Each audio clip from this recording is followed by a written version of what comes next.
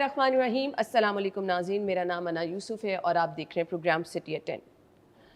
मुहर्रमुल हराम का आगाज़ हो चुका है और नाज़रीन, हम अगर माह मुहर्रम की बात करते हैं तो हमें याद आता है वाक़या करबला।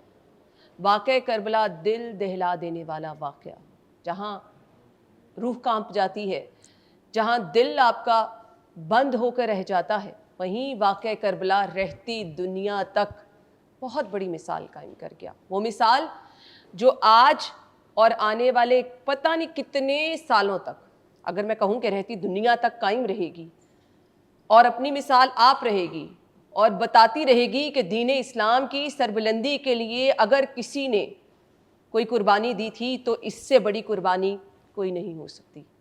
आज दीन जिंदा है, दीन सरबुलंद है। इसके पीछे जो कुर्बानियाँ दी गईं, वाक़या करबला उसको बाखूबी बयान करता है। फिर सब्र, इस्तिक़ामत, एक एक कदम पर अगर हम वाक़या करबला पे रोशनी डालें तो आप किस किस की कुर्बानी की बात करेंगे।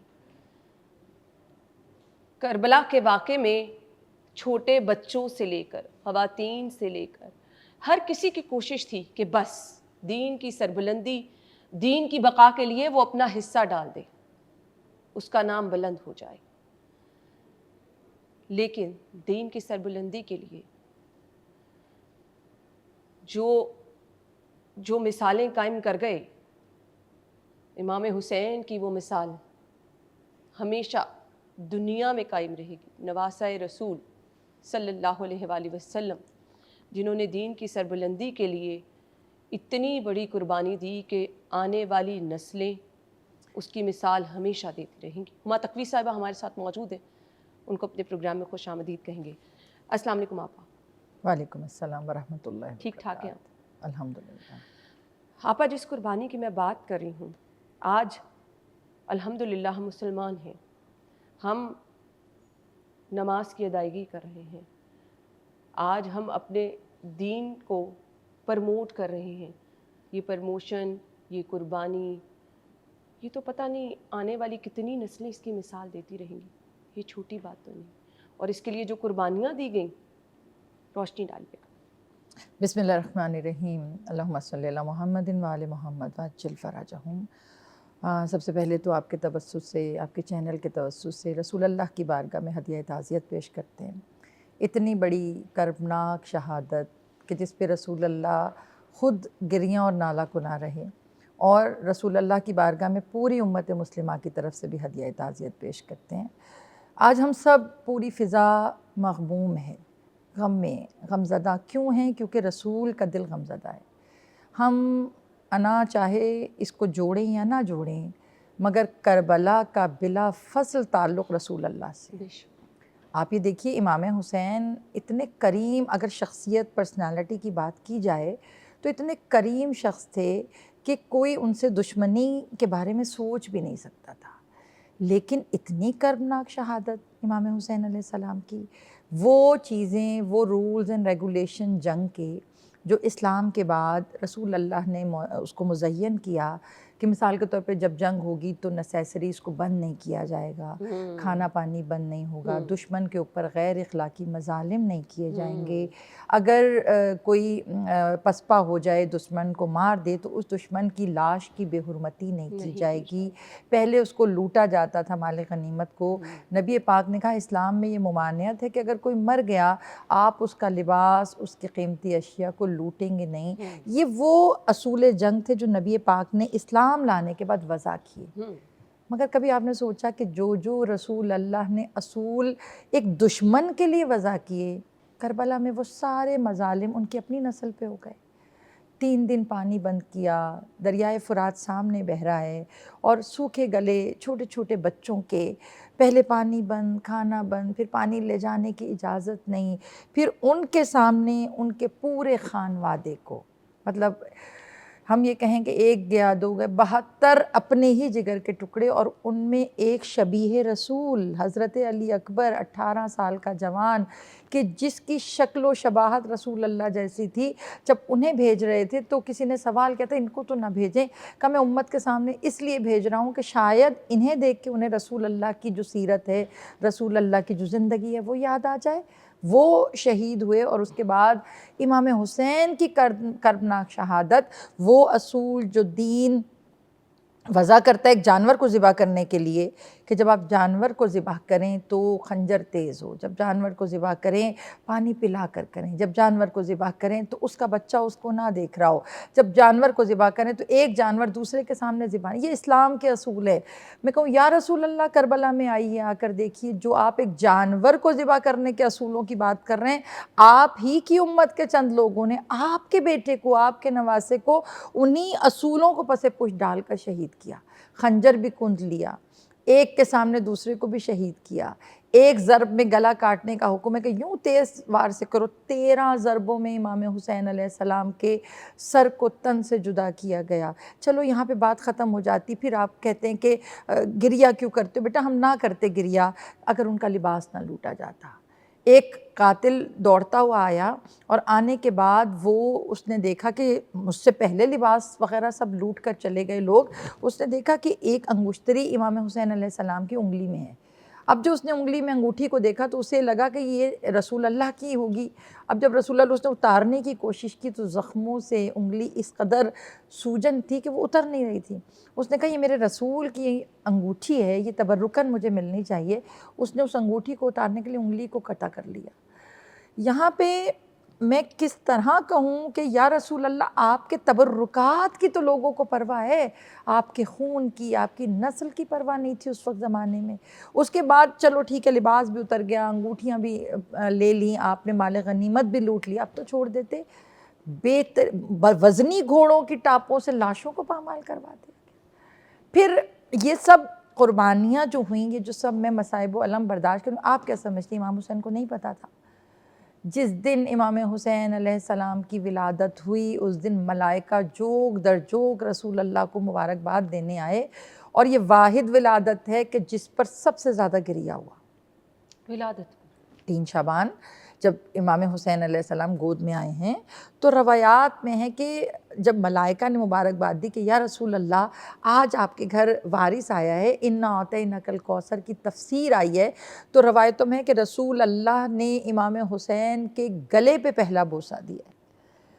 دیکھیے وہ جو بوسہ گلے پہ تھا، جبریل نے آ کے سب سے پہلے امام حسین کو بتایا، رسول اللہ کو بتایا کہ یہ جو امام حسین علیہ السلام ہیں یہ کربناک شہادت سے دوچار ہوں گے. یہ پیدائش کے وقت، یہ پیدائش کے وقت سب بتا دیا گیا تھا. مطلب یہ وہ معاملات تھے جو رسول اللہ نے ڈیل کی اللہ سے کہ پروردگارہ تیرے دین کی خاطر میری نسل ختم ہو جائے مگر تیرا دین باقی رہے.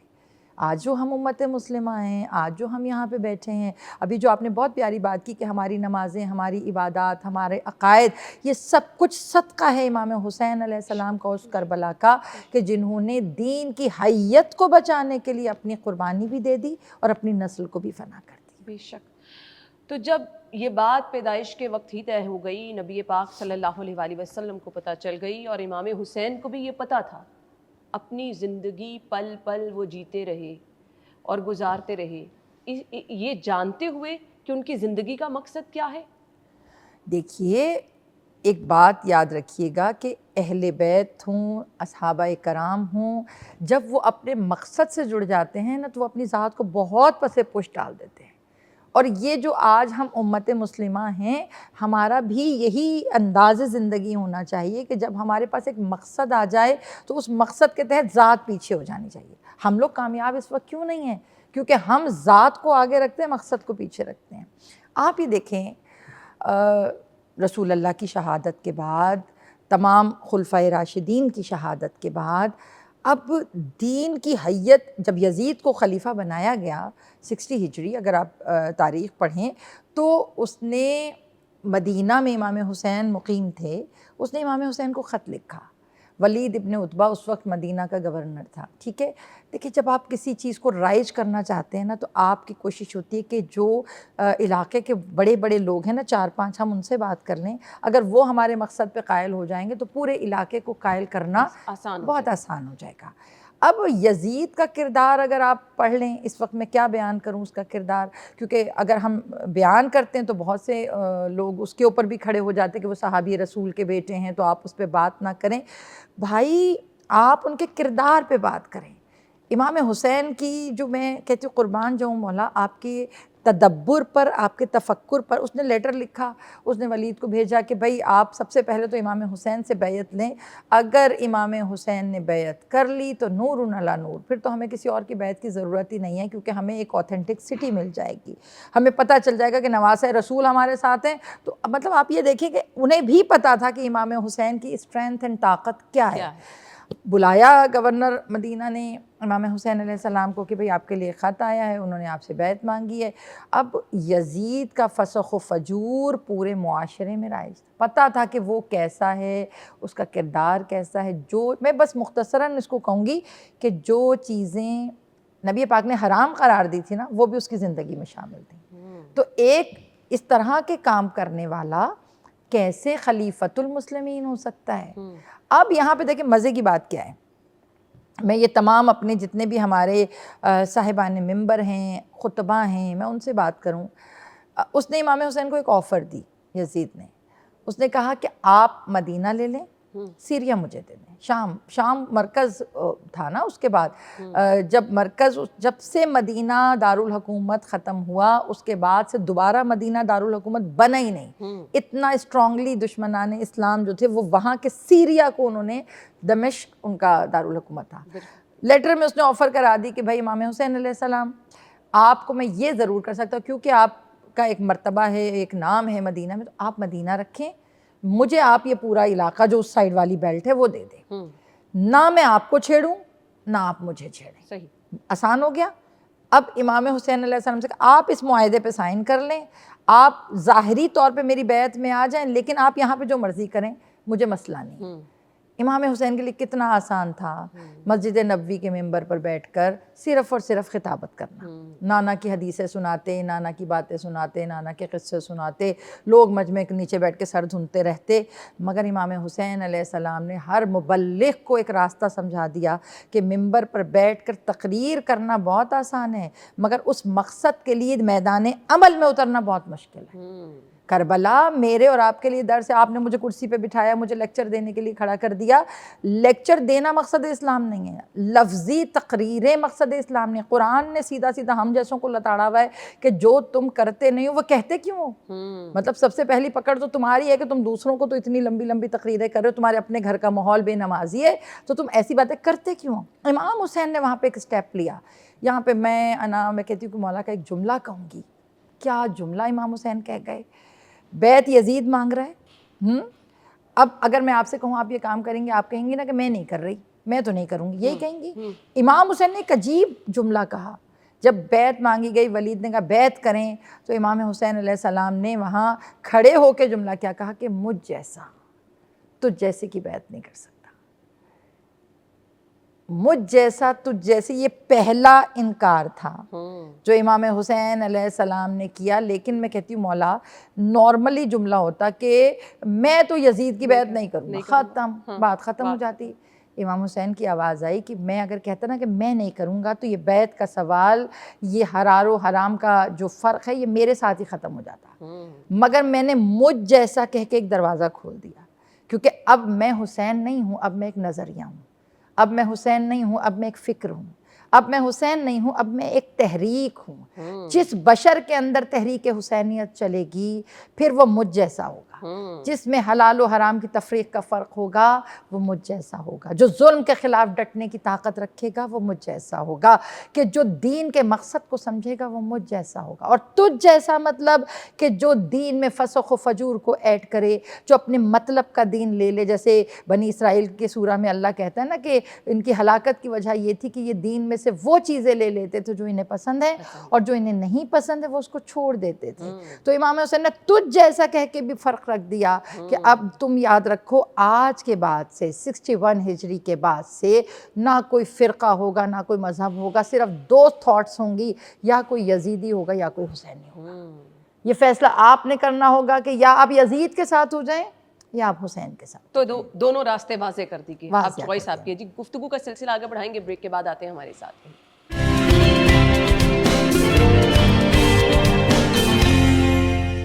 پروگرام میں آپ کو ایک بار پھر سے خوش آمدید کہیں گے۔ ماں تقوی صاحبہ ہمارے ساتھ موجود ہیں۔ ماں تقوی صاحبہ، میں آپ کی موجودگی کا فائدہ اٹھاتے ہوئے وہ لمحات ضرور میں چاہوں گی آپ ذکر کریں جن میں نبی پاک صلی اللہ علیہ وآلہ وسلم جب امام حسین کی طرف دیکھتے مسکراتے، ان کو وہ تمام چیزیں پہلے ہی بتا دی گئی تھیں، لیکن ان کی محبت اور ان کی زندگی کے وہ اہم لمحات، اہم واقعات جن کا تذکرہ آپ یہاں کرنا چاہیں، جو کہ محبت کی اعلیٰ مثال ہے۔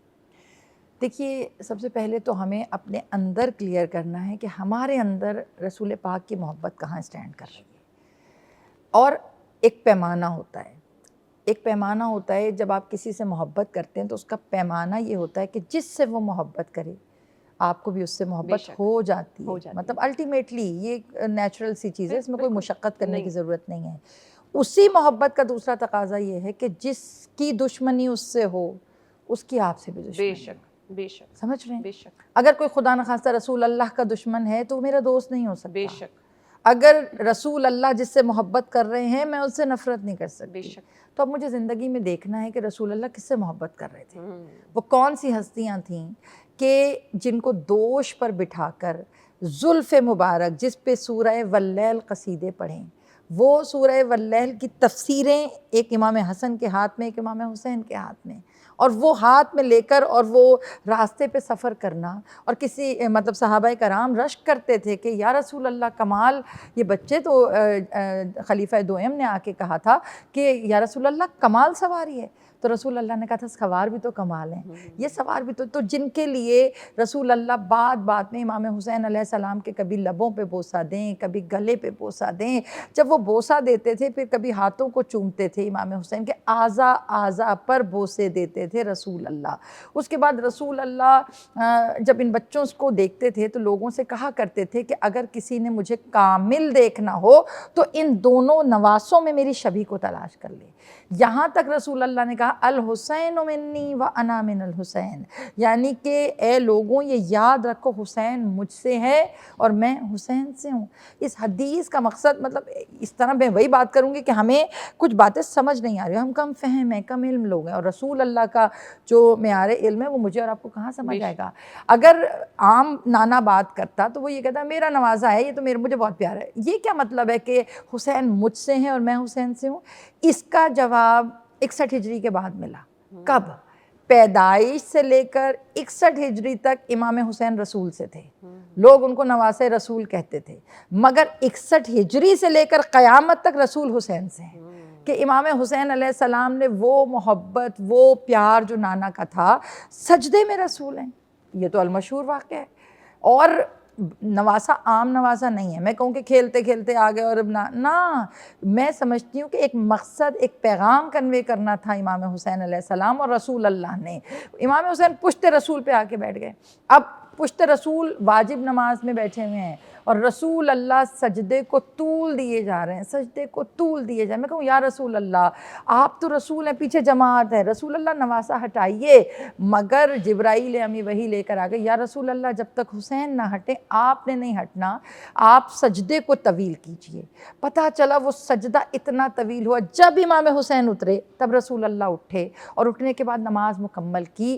میں نے کہا یا رسول اللہ آپ نے نہ نماز توڑی، آپ نے نہ امام حسین کو اتارا، دونوں میں سے کوئی ایک کام تو کر لیتے نا، کہ ایک کام تو کرتے۔ تو رسول اللہ کہیں گے کہ میں نے تمہیں ایک پیغام دے دیا کہ نماز ہے ہی وہی جس میں حسین شامل ہے، سبحان اللہ، جس میں امام حسین کی محبت شامل ہے، جس میں امام حسین کا عمل شامل ہے، کیونکہ ہر مسلمان کا سجدہ مقروض ہے حسین ابن علی کا۔ وہ جو سجدہ نانا کا طویل کروایا امام حسین نے کربلا میں، اسی سجدے کو معراج دے دی امام حسین نے، اور یہ واحد سجدہ ہے جس میں امام حسین نے نانا سے کہا ہوگا کہ نانا آپ نے تو سر خود اٹھایا ہے نا، آج حسین کا سجدہ دیکھیں کہ سر اٹھا نہیں ہے، سر کاٹ کے نوکے سینہ پہ چڑھایا گیا تاکہ لوگوں کو سجدے کی معراج سمجھ میں آ جائے کہ سجدہ ہوتا کیا ہے۔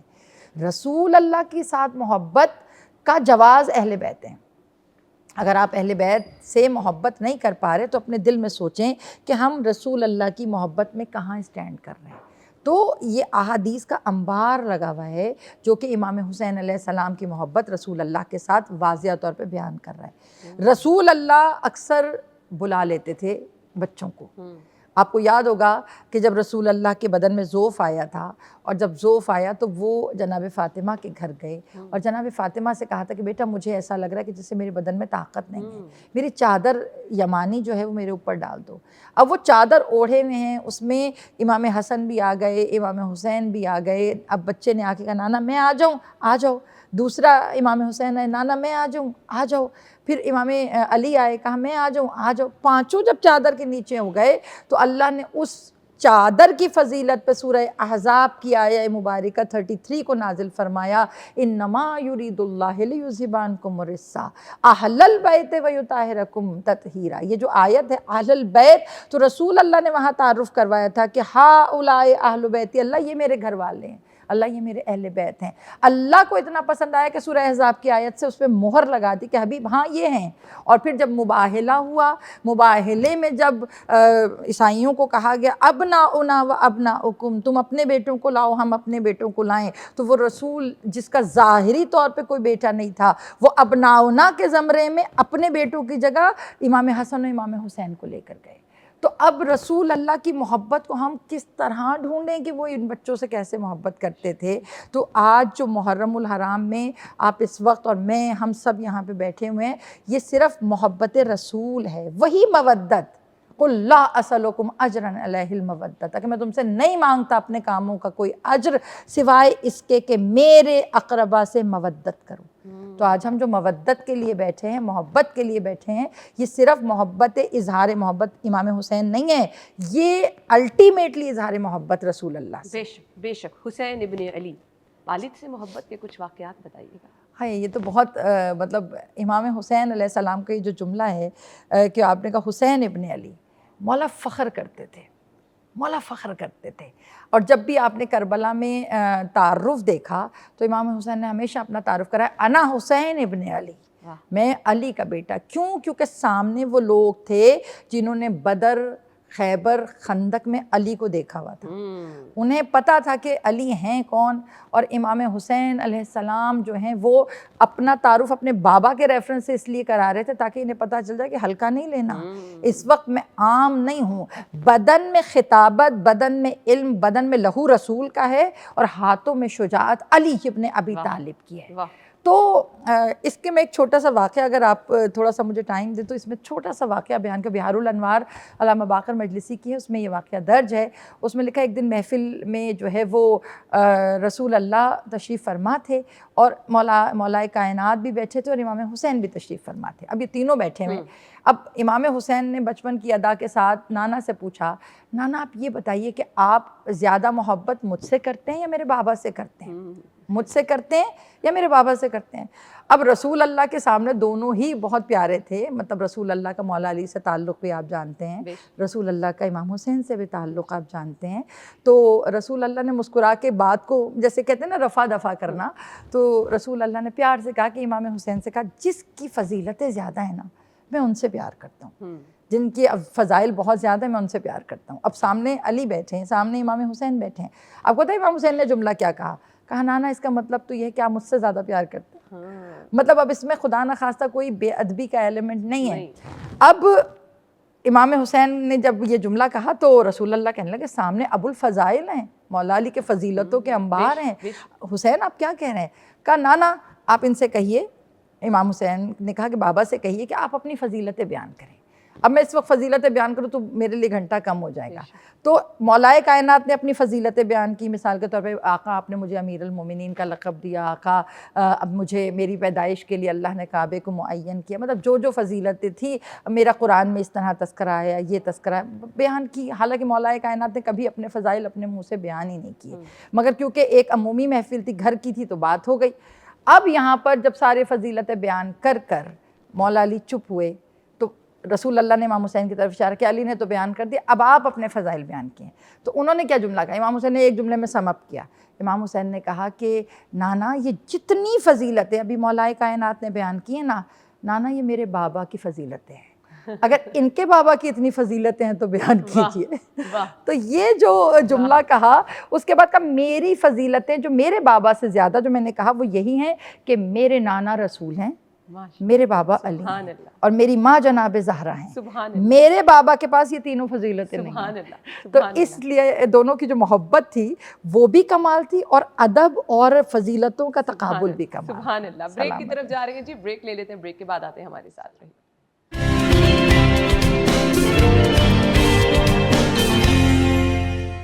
ایک بار پھر سے پروگرام میں آپ کو خوش آمدید کہیں گے. ہما تقوی صاحبہ ہمارے ساتھ موجود ہیں. 8 محرم الحرام ہے آج، اور خاصا مشکل وقت، مشکل گھڑی. اگر ہم واقع کربلا پہ روشنی ڈالیں، 10 محرم تک کا وہ سفر، آپا روشنی ڈالیے. دیکھیے 8 محرم الحرام آپ نے اور میں نے تو زبان سے کہہ دیا، مگر کربلا کی جو سرزمین ہے اس پہ ایک کرب کا آغاز ہے. آغاز مطلب آپ یہ دیکھیں، چھوٹے چھوٹے بچے ہیں، مائنس وہاں پہ جو ٹیمپریچر 50 سے اوپر تھا گرمی کے اندر، اور وہ اس گرمی میں چھوٹے بچے، اور اس کے بعد 7 محرم سے خیموں میں پانی ختم. 3 محرم کو انہوں نے خیمے ہٹوا دیے تھے دریائے فرات کے کنارے. حضرت عباس نے دریائے فرات کے کنارے خیموں کو لگایا تھا، کیونکہ اصول یہ ہوتا ہے کہ جو پہلے دریا پہ قبضہ کر لے تو وہ دریا کے اوپر رہے گا. مگر جب باقی قبائل آئے اور باقی لوگوں نے آ کر، عمر ابن سعد نے کہا امام حسین سے کہ یہ تو کوئی بات نہیں، اگر آپ پہلے آ گئے آپ دریا چھوڑیں. امام حسین نے دریا چھوڑا، پیچھے آئے. اب آپ نے دریا چھوڑا، 7 محرم سے پانی ختم ہو گیا خیموں میں. اب خیموں میں پانی ختم. آپ کو بتاؤں ایک ماں کے لیے سب سے کربناک جو سچویشن ہوتی ہے وہ یہ ہوتی ہے کہ بچہ کوئی چیز مانگے اور آپ دے نہ سکیں، اور وہ نیسیسریز جو بنیاد زندگی، یعنی کہ پانی. خیموں میں سے آوازیں آ رہی تھیں اللہ تش کی، اللہ تش، اللہ تش کا مطلب کہ ہم پیاسے ہیں، ہم پیاسے ہیں. 8 محرم 7 کی رات، 8 کا دن، پھر اس کے بعد 8 کی رات، 9 کا دن، 9 عاشورہ، یہ 4 دن ایک گھونٹ پانی نہیں ہے کربلا کے اندر. سب سے بڑا مصائب تو یہی ہے کہ مائیں اپنے بچوں کو لے لے کے امام حسین کے پاس آتی تھیں، اور امام حسین علیہ السلام نے اپنا شیر جوان جیسا بھائی حضرت عباس، جن کو آپ غازی عباس علمدار کہتی ہیں، لشکر امام حسین کے علمدار تھے. امام حسین نے ان کی اگر آپ حضرت عباس کو دیکھیں، آج 8 محرم آپ کہہ رہی ہیں، ہمارے ہاں 8 محرم کا دن جو ہے وہ حضرت عباس سے منسلک ہے. ہر جگہ حضرت عباس کا تذکرہ ہوگا. سپہ سالار لشکر حسینی تھے وہ، اور وہ اتنے بہادر تھے کہ روایتوں میں جملے لکھے ہیں کہ وہ دونوں ہاتھ سے جنگ لڑتے تھے دونوں. اور ان کو جنگ سکھانے والے کون تھے؟ مولا کائنات. عاشور کے دن جب عصر کا وقت قریب ہوا، شہادت سے قبل حضرت عباس کی شہادت ہوئی ہے. جب انہیں کہا گیا کہ پانی لینے جانا ہے تو حضرت عباس سے امام حسین نے تلوار لے لی تھی. کہا بیٹا لڑنے نہیں بھیج رہا، کیونکہ غازی کو اگر لڑنے بھیج دیا تو وہی خیبر و خندق کا منظر دوبارہ آ جائے گا. تلوار لے کے نہیں گئے تھے، ایک سوکھی ہوئی شاخ دی تھی کہ عباس صرف جائیے اور پانی لے کر آئیے. جو کربلا میں پانی لینے حضرت عباس گئے تو روایتوں میں لکھا ہے کہ ایک آدمی نے ان پہ حملہ کیا، دوسرے نے حملہ کیا، ایک بازو کٹا. کبھی آپ انشاءاللہ اگر آپ کو اللہ لے کر جائے کربلا میں، سب سے زیادہ زیارت کے مقام حضرت عباس کے ہیں. کیوں ہیں؟ کیونکہ ٹکڑوں میں بٹے ہوئے ہیں. کہیں پہ ایک بازو دفن ہے، کہیں دوسرا بازو دفن ہے، کہیں پر ان کا مشکیزہ چھدا ہے، کہیں پر ان کا سر قلم ہوا، اور کہیں پر وہ گھوڑے سے گرے. 5-6 مقامات پہ حضرت عباس کی شبیہ بنی ہوئی ہے، زیارتوں کی شبیہ بنی ہے. تو پانی لے کر جب حضرت عباس نہیں آئے، وہاں پہ امام حسین کو 2 صدائیں امام حسین کے لیے بڑی مشکل تھیں. ایک علی اکبر جو تھے، جو شبیہ رسول تھے 18 سال کے، اور ایک یہ 32 سال کا بھائی. ان دونوں کے ہونے سے نا حسین بڑے امیر تھے، بڑے امیر تھے. آپ کو پتہ ہے جب 10 محرم کو امام حسین علیہ السلام خود لڑنے کے لیے آئے تو نہ حضرت علی اکبر تھے، نہ حضرت عباس تھے، نہ حضرت علی اصغر تھے. ریش مبارک ان کی خون سے تر تھی، اور یہ خون عام خون نہیں تھا. آپ کو پتہ ہے جب 6 مہینے کے بچے کا خون مٹھی میں لیا نا تو امام حسین تیر لگا تھا گلے پر، ہرملہ نے تیر مارا. جب وہ مٹھی میں خون آیا تو امام حسین نے چاہا زمین پہ پھینک دیں. زمین کی آواز آئی کہ یہ معصوم کا خون ہے، زمین پہ گرا تو ساری زندگی اس میں سے ایک دانہ گیہوں کا نہیں نکلے گا. آسمان پہ اچھالنے لگے تو ملائکہ نے کہا کہ اگر ابر رحمت برسنا ہے تو یہ معصوم کا خون آسمان برداشت نہیں کر سکے گا. کتابوں میں لکھا امام نے وہی خون لے کے اپنے ریشے مبارک میں مل لیا کہ پروردگار اسی چہرے سے میں تیرے سامنے آؤں گا اور دنیا کو بتاؤں گا کہ مجھ پہ کتنے مظالم ہوئے ہیں. اور جب امام حسین علیہ السلام وہی ریشے مبارک تار تار لباس پہن کر گھوڑے پر بیٹھ کر جب میدان میں آئے ہیں تو آپ کو پتہ ہے کہ ایک لئی نے آواز دے کے کیا کہا؟ اس نے کہا کہ امام حسین علیہ السلام اب تشریف لائیں، ان پہ کوئی حملہ نہ کرے. اب جب اس نے کہا حملہ، یہ عمر ابن سعد کا جملہ، تو اس نے کہا حملہ نہ کرے. لوگ کہتے، جو مورخ لکھ رہا ہے، کہہ رہے ہمیں لگا کہ شاید اس کا دل نرم ہو گیا ہے، اتنے مظالم کے بعد اسے خیال آ گیا کہ نواسہ رسول ہے. کہتے ہم نے شکر کیا کہ اب شاید جنگ تھم جائے اور امام حسین بچ جائیں. تو کہنے لگا، جیسے اس نے کہا حملہ نہ کرے، اس نے اگلا جملہ فوراً کہا کہ سب سے پہلے میں ماروں گا حسین کو، سب سے پہلے اور کوئی حملہ نہیں کرے گا، میں ماروں گا. اس نے پتھر اٹھایا. اب یہ جملہ آپ سنیں، اس نے پتھر اٹھایا، پتھر اٹھا کے امام کی پیشانی پہ بے ادبی کی، اور روایتوں میں جیسی پیشانی پہ بے ادبی ہوئی چہرہ مبارک خون میں تر ہوا. اس کا جملہ آپ سنیں، اس نے پتہ کیا کہا ہے اس وقت امام حسین کے چہرے کی طرف دیکھ کر کہا اب بلاؤ علی اکبر کو، اب بلاؤ عباس کو. یعنی کہ ایک پتہ ہے کہ اکبر بھی شہید ہیں، عباس بھی شہید ہیں، تب اس نے کہا کہ اب بلاؤ علی اکبر کو، اب بلاؤ عباس کو. تب امام حسین علیہ السلام نے کھڑے ہو کے کہا تھا کہ میں حسین ابن علی ہوں. آج بھوکے کی جنگ دیکھو، آج پیاسے کی جنگ دیکھو، آج اس کی جنگ دیکھو جو 18 سال کے بیٹے کا لاشا اٹھا کے آیا ہے. آج اس کی جنگ دیکھو جو 32 سال کے جوان بھائی کو دفنانے کے لیے کھڑا ہے. آج اس کی جنگ دیکھو جو 6 مہینے کے بچے کو قبر میں دفنا کے تمہارے سامنے کھڑا ہے. یعنی امام حسین نے وہاں پہ بھی کمزوری کو ظاہر نہیں کیا، اور ایک جملہ کہا کہ میں گواہ رہنا نانا کی امت سے بات کر رہا ہوں کہ پروردگار تو گواہ رہنا، حسین نے گھر لٹا دیا مگر دین الہی پر آنچ نہیں آنے دی. اب وہاں پہ جو سب سے بڑا پرابلم تھا نا، دونوں طرف نمازیں تھیں. ادھر امام حسین کی طرف بھی نماز ہو رہی تھی، ادھر لشکر یزید میں بھی ہو رہی تھی. ادھر قاری حافظ حفاظ قرآن پڑھ رہے تھے، ادھر بھی قاری حفاظ نماز و قرآن پڑھ رہے تھے. آپ کو پتہ ہے آواز کیا تھی؟ جب امام حسین کو گھوڑے سے گرانے لگے تو لشکر یزید میں ایک آواز، لشکر شمر میں ایک آواز تھی، جلدی جلدی حسین کا گلا کاٹو، ہم نے عصر کی نماز پڑھنی ہے، ہم نمازی ہیں، ہم نے نماز پڑھنی ہے. پتہ چلا نماز ادھر بھی تھی، نماز ادھر بھی تھی. ہمارے لیے بہت بڑا پیغام ہے کربلا کا کہ سجدوں میں اگر روح سجدہ نہ ہو تو عبادتیں بیکار. کربلا ایک میزان بن گیا اس دن سے کہ آیا کہ ہم خالی سجدے کر رہے ہیں یا روح والی عبادت کر رہے ہیں. کربلا ہمارے لیے پیغام ہے. آپا مجھے خواتین کا کردار بھی بتائیے گا کیا رہا؟ دیکھیں کربلا مکمل ہی نہیں ہے اگر ہم خواتین کا تذکرہ نہ کریں. کس ماں کا تذکرہ کروں میں؟ ہر ماں کربلا میں ایسے تھی، میں شہید ہونے والے تو شہید ہو گئے مگر ان کو شہادت کے لیے جنہوں نے آمادہ کیا وہ مائیں کون سی مائیں تھیں جو ساری رات لوریاں نہیں دیتی تھیں، ساری رات رجس سناتی تھیں بچوں کو.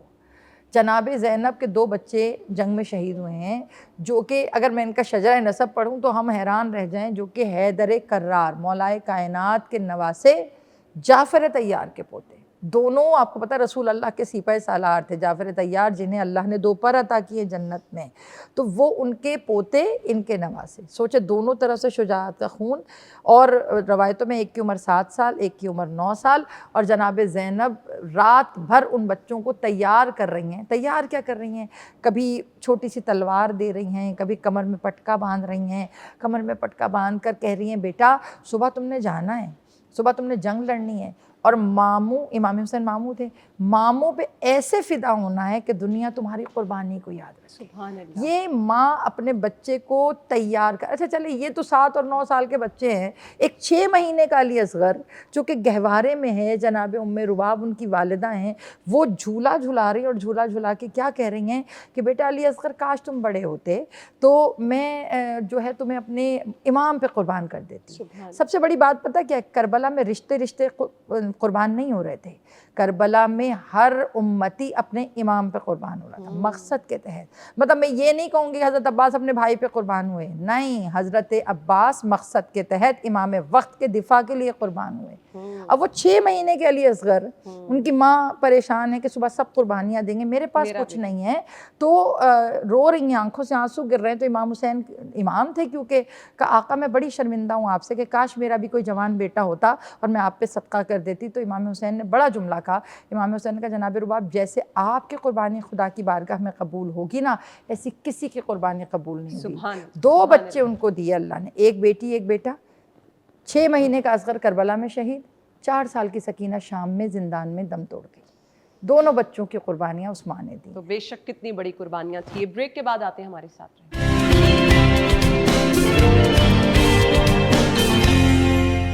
خوش آمدید آپ کو ایک بار پھر سے کہیں گے. ہما تقوی صاحبہ ہمارے ساتھ موجود ہے.